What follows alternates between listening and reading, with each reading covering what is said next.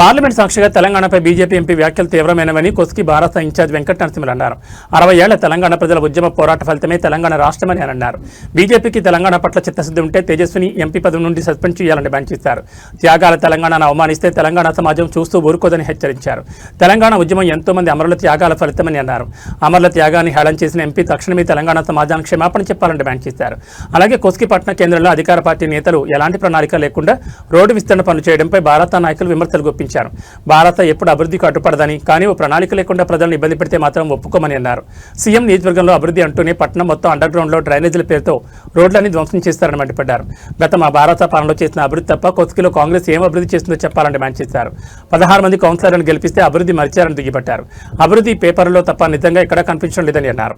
ఈ కార్యక్రమంలో నరేందర్ రెడ్డి, తోగాపూర్ సర్పంచ్ శ్రీనివాస్, బెజ్జు నీలప్ప, కోనేరు సాయప్ప, వెంకటేష్, బెజ్జు నరసింహులు, ఎర్రక తిరుపయ్య, నారాయణ, శ్రీశైలం, బాలరాజ్, తిరుపతయ్య తదితరులు పాల్గొన్నారు.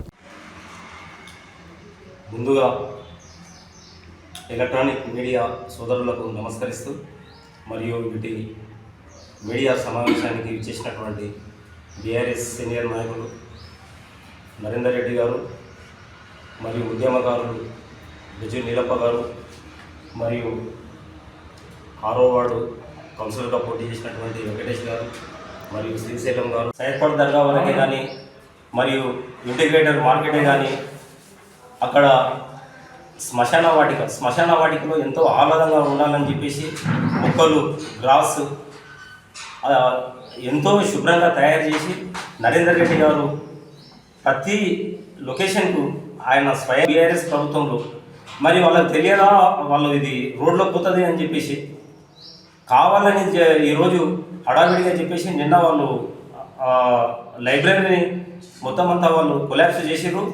మరి అక్కడ లైబ్రరీని తీసేటప్పుడు అక్కడ ఉన్న సామాగ్రిని, బుక్కులు ఉన్నాయి, విద్యార్థులు చదివే నవలలే కానీ, బుక్సే కానీ, పేపర్సే కానీ కొన్ని అన్ని బుక్స్ సామాగ్రి ఉన్నాయి. అవన్నీ వేరే దగ్గరికి మార్చి మరి మీరు గ్రంథాలయం కాంగ్రెస్ నాయకుల ద్వారా మీరు కూడా కొద్దిగా ఆలోచన చేయండి. అది ఎన్నో రోజుల నుంచి ఉన్న నవలలు ఉన్నాయి, అవన్నీ మీరు మొత్తం అంతా దాన్ని డ్యామేజ్ చేసారు. నరేందర్ రెడ్డి గారు చేసిన అభివృద్ధి కార్యక్రమాలు ఎన్నో ఉన్నాయి, కానీ మీ ప్రభుత్వంలో మీరు చేస్తున్నది ఇవన్నీ కూలగొట్టడాలు, మీరు చేస్తున్నది కాంట్రాక్టర్ల దగ్గర వచ్చే కమిషన్ల కోసమే మాత్రమే ఈ అభివృద్ధి. ఇది ప్రజలు కూడా గమనిస్తున్నారని సభాముఖంగా తెలియజేస్తున్నారు. ఇల్లు కట్టుకున్న తర్వాత నిన్న మొన్ననే వాళ్ళు ఇల్లు కట్టారు, మీరు పోయి మార్కింగ్ ఇచ్చి మేము 50 ఫీట్లు తీస్తామని ఒక రోజు అంటున్నారు, 40 ఫీట్లు తీస్తామని ఒక రోజు అంటున్నారు, మేము కూలగొడతాం ఎవరికి చెప్తామో అని చెప్పి కొంతమంది కాంగ్రెస్ నాయకులు అంటున్నారు. మరి ప్రజలు భయభ్రాంతులకు గురై ఈ కోస్గిలో ఏం జరుగుతుంది, కోస్గి ప్రాంతం ఎక్కడ పోతుంది, ఇది డెవలపింగా లేకపోతే వాళ్ళ కమిషన్ల కోసం, వారి స్వభావాల కోసం నుండి సైడ్పాట్ దర్గా వరకు మీరు లాస్ట్ 2 ఇయర్స్ కిందట కూలగొట్టారు. వాళ్ళకి ఇల్లు కూలగొట్టినాం, మేము అభివృద్ధి చేస్తున్నాం, రోడ్డు వెడల్పు అవుతుంది అని చెప్పేస్తే అందరు సహకరించారు. కానీ 2 ఏళ్ళు గడిచిపోయాయి, మరి ఇప్పటికీ కూడా ఎక్కడి పని అక్కడనే ఉంది, అది కంప్లీట్ కాలే. మరి ఇది అభివృద్ధి, ఇది రేవంత్ రెడ్డి గారు మిమ్మల్ని అడుగుతున్నాం. మేము అభివృద్ధి అంటే ఒక పని స్టార్ట్ చేసిన తర్వాత దాన్ని ఎంబడి పూర్తి చేసి ప్రజలకు సౌకర్యంగా, ప్రజలకు ఇబ్బందులు లేకుండా ఉంటాయి. మనం ఆదివారం సంత కోస్గిలో జరుగుతుంటుంది. ఆ సంత రోజు చూసుకుంటే ఎక్కడ వాహనాలన్నీ, టిప్పర్స్ అన్నీ రోడ్డు మధ్యకి వెళ్ళి వెళ్తుంటాయి. మరి మున్సిపాలిటీ అధికారులు పట్టించుకోవడం ఉంది. మరి నిన్న చౌరస్తా నుంచి ముందు ముస్లింపూర్ రోడ్లో మైనార్టీలకు కొన్ని సంవత్సరాల నుండి ఇక్కడ శ్మశాన వాటిక ఉన్నది. మరి దాన్ని కూలగొట్టడానికి నిన్న జేసీబీలు పెట్టి కూలగొట్టిర్రు. మరి వాళ్ళకి ఇంకా వేరే స్థలం చూపిస్తారా, మరి అక్కడ ఎన్ని ఫీట్ల వరకు తీస్తారు, మరి మీరు ఆ శ్మశాన వాటికలో మీరు మన సమాధులను తీసి సమాధుల అభివృద్ధి గురించి ప్రజలకు చెప్పండి. కోస్గిలో చౌరస్తా, శివాజీ చౌరస్తా ఉన్నది.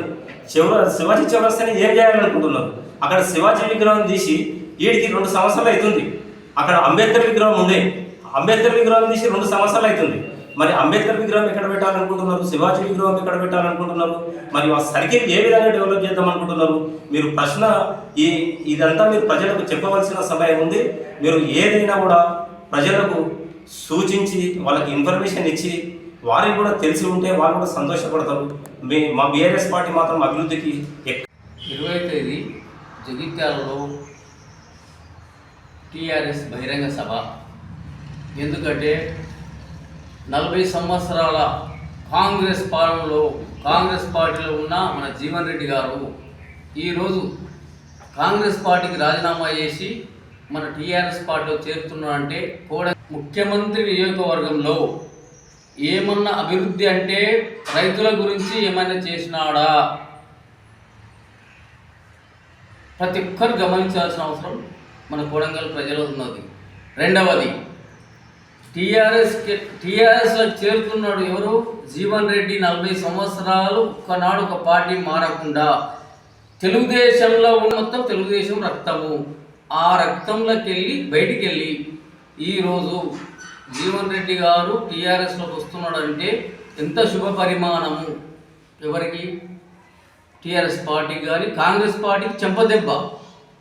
ఎందుకంటే రైతు బంధు కానీ ఒక్క మాట, రైతు బంధు కానీ 2500 ప్రతి మహిళకి ఇస్తా అన్నమాట, 4000 పెంచుతా అన్నాడు, 6000 వీళ్ళ వికలాంగులకు.